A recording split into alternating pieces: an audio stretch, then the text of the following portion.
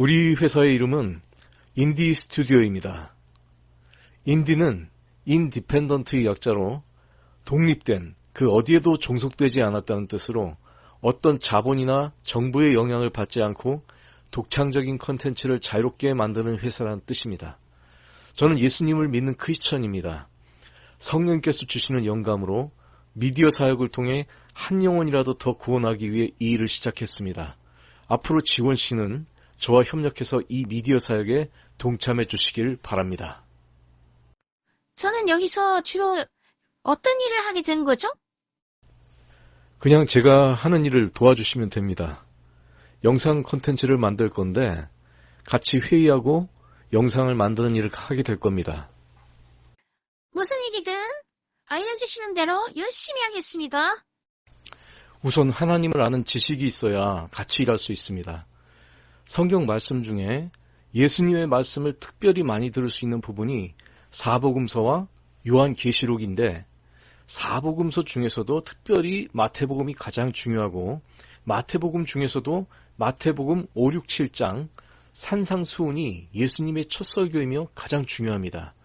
이 말씀을 듣고 행하는 자는 지혜롭다 하셨고 이 말씀을 듣고 행하지 않는 자는 어리석다 하셨습니다. 남에게 대접을 받고 싶은 대로 남을 대접하라는 말씀을 항상 생각하며 생각과 마음으로 죄를 지을 때마다 기도로서 사탄이 주는 생각들을 즉시 물리치고 무언가를 선택할 때마다 하나님께 항상 기도로 묻고 응답받고 순종하며 주님과 동행해야만 합니다. 대표님, 그런데 이런 식으로 쭉 설명하는 영상을 만들면 목사님 설교 같고 너무 지루하고 재미없어서 아무도 안 볼 것 같아요. 완전 노잼이에요. 내가 그래서 지원 씨를 고용한 겁니다.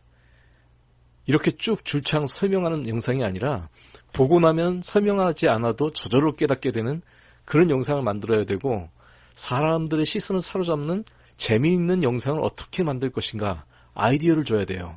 그게 지원 씨가 할 일입니다. 내가 가진 고민을 나누고 대화를 통해 해결책을 찾기 위해 지원 씨를 고용한 겁니다. 내가 재밌고 유익한 컨텐츠를 만들 수 있도록 지원 씨가 좀 지원해 주세요.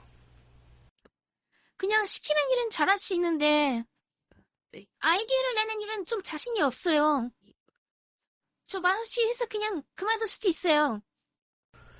부담은 전혀 가질 필요 없어요. 그냥 이렇게 대화를 주고받는 것만으로도 나 혼자 떠드는 것보다 훨씬 재밌으니까 그냥 끝까지 함께 해주세요. 영상이 노잼이라도 뭐라 안 할게요. 그렇게 배려해 주시니까 갑자기 마음이 편해지네요. 어떤 사람은 보기만 해도 웃기는데 난 너무 잘생겨가지고 웃기는 재주가 없어. 그냥 멋진 컨셉으로 가야 되나? 모자로 얼굴 가리니까 좀 멋있죠? 대표님은 그렇게 말하는 게 웃겨요. 가릴수록 멋지긴 하네요. 지금 이 모습 SNS 채널 이미지로 만들어주세요. 대표님은 좋으시겠어요. 그냥 아가리만 틀면 일은 내가 다 하고. 아가리는 좀 표현이 너무 오버하는 것 같은데 좀 고급진 단어를 사용하면 안 되나? 지훈씨, 나 커피 한 잔 타줘요. 커피? 커피. 아, 코피. 저 여기 커피 심부름 하러 온 거 아니거든요? 대표님 죄송해요. 이렇게 해야 시청률이 올라가요.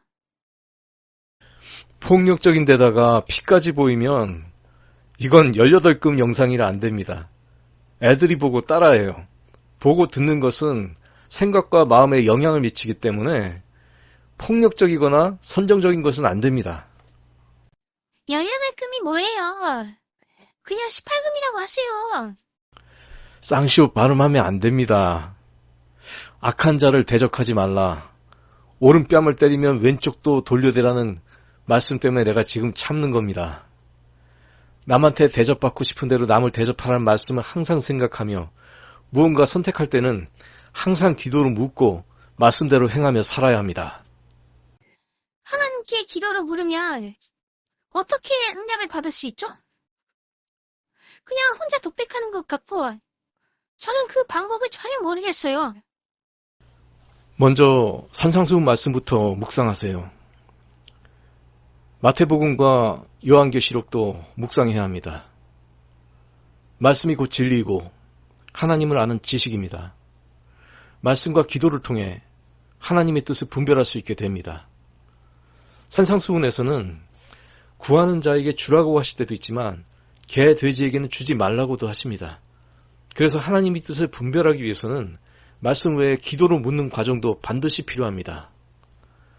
말씀이 내 안에 있으면 기도로 하나님께 물을 때 때에 따라 적절한 말씀이 생각나도록 하십니다.